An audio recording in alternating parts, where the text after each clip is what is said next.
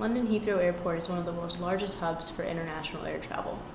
Terminal 5 not only houses British Airways, but also one of the most advanced baggage claim systems in the world. Since Terminal 5 serves 33.1 million annual passengers on over 215,000 flights, having an effective baggage claim system is crucial for the flow of international air travel. Based off of the sheer volume of bags successfully delivered, Terminal 5's baggage system is a large success. The disgruntled traveler owning the occasional mishandled piece of luggage may disagree, but compared to airports like Port Harcourt International in Nigeria, Terminal 5 is the tip of the spear. Terminal 5 is clearly both physical and man-made, and is considered an open system, meaning that it is open to interact and depends on the inputs from its surrounding environment. The Terminal 5 system can be further broken down into 4 different subsystems: check-in, baggage transport, final loading to aircraft, and system management and oversight. The baggage, or input, is checked and weighed by airline agents and given an initial security screening. This occurs during the check-in subsystem. The baggage transport subsystem then uses conveyor belts, sorters, human workers, and holding areas to transport back to their appropriate locations. Once the bags reach their destination, the final loading subsystem uses carts, bag loading teams, and hydraulic lifts to load the cargo into the aircraft. The aircraft is included in the diagram because it is the final destination, but the plane itself plays no role in the system besides receptacle of cargo. The output of the system is also baggage, but this time it's baggage that's going to the aircraft and not coming from passengers. The fourth and perhaps most important subsystem is the system management and oversight. This includes the managers, engineers, maintenance workers, information technology systems, and operational control centers that ensure that the Terminal 5 system runs smoothly. The system boundary is denoted by the gray perforated line, and basically anything that falls outside of that line is not considered part of the Terminal 5 baggage system. This means that airport restaurants and the actual gates that you go to catch your flight, while important to airport experience, are not part of the overall system we're discussing today. System visibility can be defined as the degree of visibility that we have on the internal workings of the system. This can be further classified into white, gray, and black boxes. If someone possesses a white box visibility of the system, it basically means that they have the supreme knowledge and they really understand everything that's going on down to the nitty-gritty. In this case, it would be our engineers and systems managers working in Terminal 5 that really understand the entire system. Gray box means that you have an intermediate visibility, so you may understand certain parts or certain aspects of the system, or maybe even a broad overview, but you really don't understand the whole thing in a larger context. The gray box people in this case would be the maintenance workers and the mechanics that maybe work on certain parts or have a general understanding of the system. The black box is the most basic and rudimentary understanding of the system, and in this case it would probably be the passengers and the general public. They know it's a baggage system and they kind of know what it does, but besides that they just give the flight attendant their baggage and expect it to be waiting for them on the other end.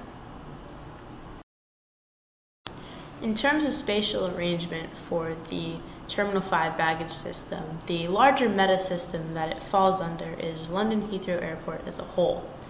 And then clearly the system we're studying is the Terminal 5 baggage system, but an example of a lateral system could be the Terminal 3 baggage system. It fulfills kind of the same role and it's about the same scope and size, however, it operates laterally to the Terminal 5 system.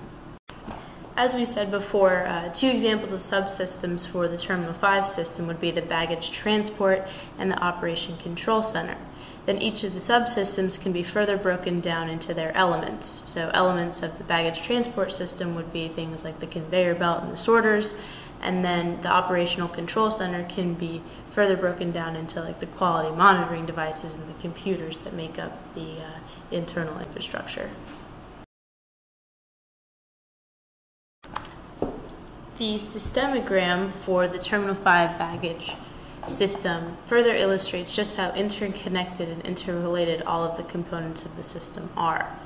Each node or oval shape represents a part or a component of the system, and then each arrow shows how it is connected and interrelated to the other parts that make up the system as well. This helps illustrate how if one part of the overall chain breaks, or one seemingly small component of the system isn't working properly, it can have much larger implications and a greater effect on the system's ability to function overall.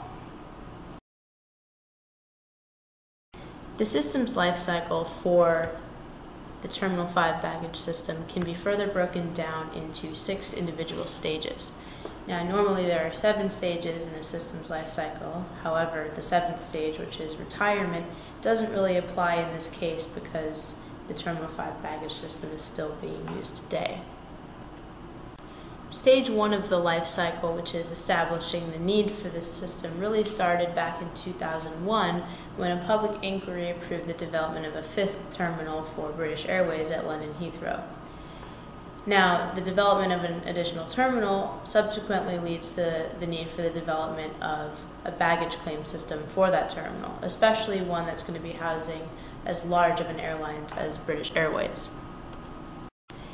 Stage 3 through stage 6 of the Terminal 5 system life cycle has really been domineered by Vanderland Industries, which is a Dutch engineering firm. They've been involved ever since the initial system concept was created. They designed and developed the system, put it into production, and even now, several years since the Terminal 5 system has been opened, they've been operating the system, and they're the ones that actually maintain it and deal with all the engineering and oversight issues to this day. In every system's life cycle, there's a certain amount of risk involved. Scheduled risk, which is the risk that the project will fail to achieve key milestones agreed upon with the client, can be found in practically every phase of the system life cycle. Scheduled risk significantly decreases once the system is finished with the development stages because there is no longer the concern of milestones or deadlines to be met. Technical risk can also be found at almost every phase of the system. Technical risk basically means that you're not sure that the system is going to do what it was designed to do. This is especially important during the development stages and even now ever since Terminal 5 has been open, because really the only thing that's going to hinder performance now is a huge technical problem that would just halt all operations altogether. The last 2 types of risk, which are programmatic and cost, are also far more prevalent during the design and development phases than the deployment and operation phases. Cost risk is basically the risk that the planned design or development is going to be too expensive and exceed the budget. Programmatic risk is how and to what degree external effects on the project will threaten the successful development. These types of risks really haven't been a factor since the development of Terminal 5 was finished because there's no longer development or a budget to be concerned with. Because the Terminal 5 baggage system is still so new, there hasn't been a whole lot of opportunity for evolution or a system upgrade. However, Vanderland Industries was very innovative when they initially installed the equipment into the Terminal 5 system. This includes components such as integrated robot loaders, innovative cradle-to-cradle conveyor belts, high-capacity performance sorters, and special software for value-added automated handling. The system is inexplicably technologically advanced. However, that's what's required when you are managing such a large passenger base such as London Heathrow Terminal 5. Thank you for taking the time to watch this video. Go Army Systems and beat Navy!